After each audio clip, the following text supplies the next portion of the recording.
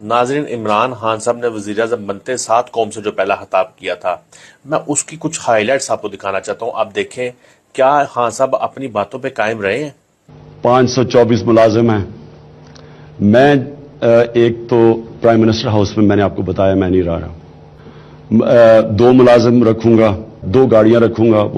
یہ governor houses میں کوئی ہمارا گورنر نہیں رہے گا.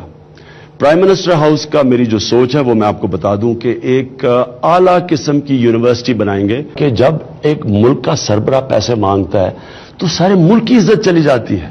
کہیں بھی دنیا میں ایم این اے اور ایم پی اے کو ڈیولپمنٹ فنڈ نہیں ملتے، لیکن ڈیولپمنٹ ہوتی ہے بلدیات میں. ہم نے بڑا چیلنج لیا، 50 لاکھ گھر بنانے ہیں، سستے گھر 5 سالوں کے اندر دیں گے، سود کے بغیر قرضے دیں گے نوجوانوں کو. میں ان چند پاکستانیوں میں سے ہوں جو سارا پاکستان پھرا ہوں. چپ، بالکل چپ. ہمت کیسے ہوئی تیری منہ کھولنے کی؟